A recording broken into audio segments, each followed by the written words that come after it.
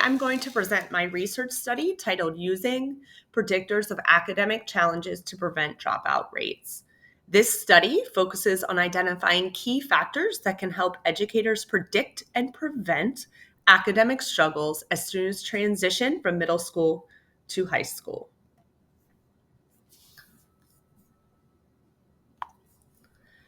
Let's start with why this research matters. High school dropout rates are associated with numerous negative outcomes, including involvement in the juvenile justice system, unemployment, and adverse health outcomes. These issues often affect students from low socioeconomic backgrounds.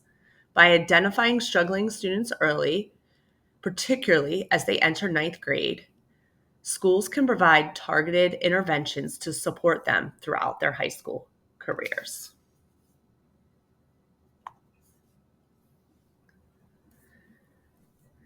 I will review some key literature that informs my study. Rumberger in 2017 identified key early warning indicators known as ABC: attendance, behavior, and course grades. These indicators help schools develop comprehensive strategies to reach vulnerable learners and intervene early in their high school career.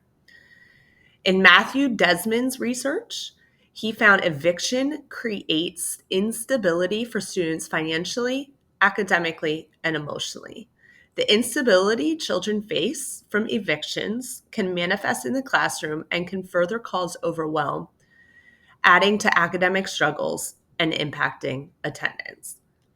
Desmond observed this reality firsthand and stated in his book Evicted, a community that saw so clearly its own pain had a difficult time also sensing its potential. Desmond's study highlights the important role educators can have in combating feelings of hopelessness and helping students recognize the potential they may not see in themselves. Tracking attendance is one of the first steps in doing so, as it can aid districts in implementing policies and interventions to improve student attendance and overall academic success, especially for those who are experiencing struggles beyond their control. To add to this research, Ramsdell and Wynn, in a 2024 research study, reinforced the connection between attendance and disengagement. They conducted a study on a 2-week camp for boys with low attendance who were characterized as unmotivated. They wanted to see if this camp, which focused on connections and belonging, increased motivation for the students.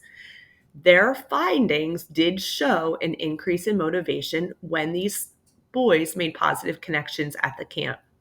This study highlights the importance of building community and connection, which can serve as an intervention for those with low attendance rates.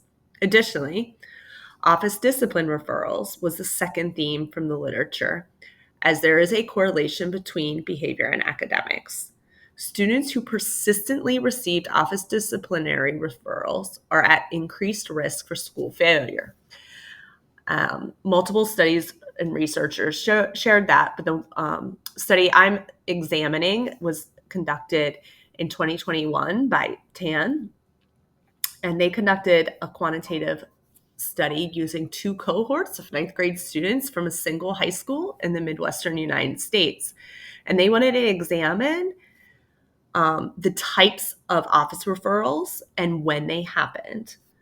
What they found was that there was a connection between social emotional needs and the frequency of referrals and even the frequency of when the referrals happened. So their findings pointed to the fact students with low social emotional abilities had higher office discipline referrals, again helping educators point to the types of interventions that can potentially help with students who are getting referred to the office frequently. The third theme from the research points to GPA as an indicator of potential academic challenge. In a 2012 study by Ackerman and Camphor, the researchers explored the broader implications of identifying academic performance early on in students' high school career. The researchers found that low grades formed a barrier to rigorous courses that have the potential to lift students from poverty. In a 4-year longitudinal study, Ackerman and Camphor found that students' freshman year grades predicted grade point average throughout the remainder of high school and impacted their ability to take advanced placement course. This research ties back to the correlations between students dropping out and the likelihood that they will accrue social costs in society later on. And it also reinforces the importance for educators to identify students early in their 9th grade year of high school.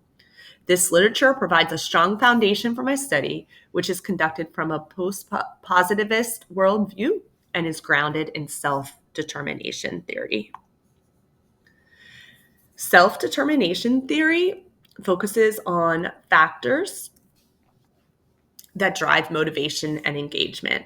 And it states that humans have 3 basic psychological needs: autonomy, the idea that they have choice and freedom over decisions; competence, the ability to achieve, to find mastery, to grow; and relatedness, which really connects back to connection and belonging and feeling like you are part of something.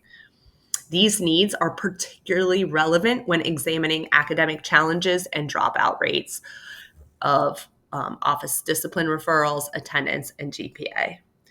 The cognitive evaluation theory is a subtheory of self-determination theory, and it acknowledges how social contexts, including living environments, impact intrinsic motivation. This theory helps frame how socioeconomic factors might influence a student's academic performance and risk of dropping out.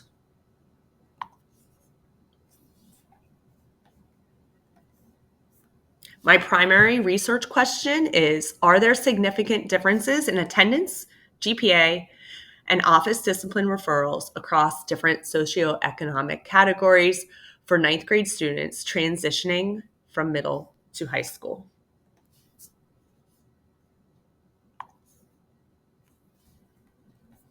To answer this question, I am conducting a quantitative study, correlational study, with the following characteristics.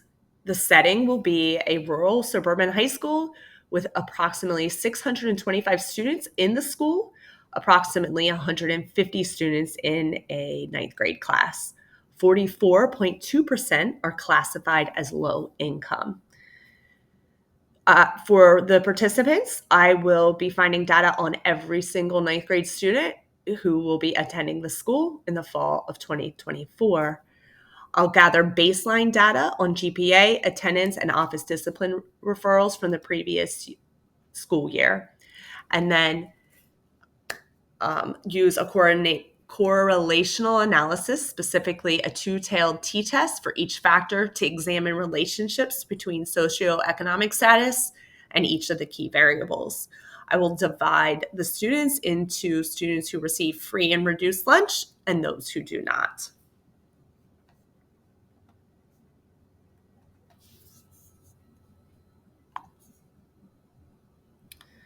While I don't have results yet, as the study is still being conducted, I do hope to find potential correlations between socioeconomic status and attendance, GPA, and referrals.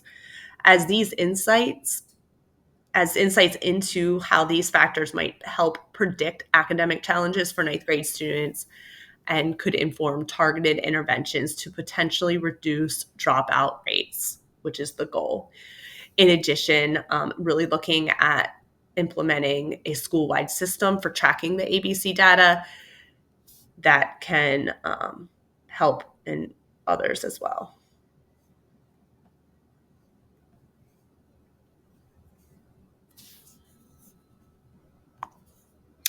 It is important to note some limitations. The study is limited to one high school, which may affect generalizability.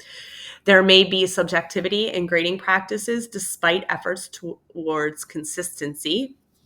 For example, what is an A in one teacher's class may not be an A in another, as they might have different grading philosophies. So these are not this bias or this difference, autonomy, if you will, of teachers Grading practices is not accounted for in this study and is certainly a limitation.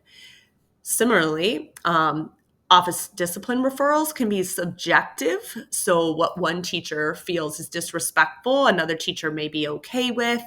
How one teacher handles behavior may be different than another. So, these teacher variables or teacher bias is not considered part of this research, which is a limitation.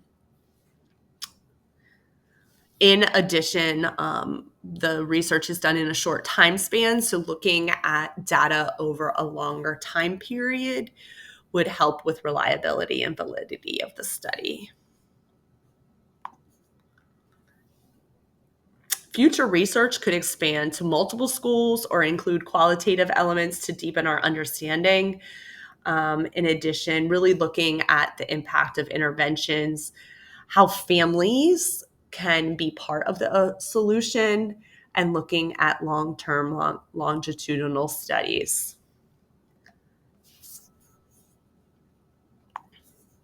Thank you.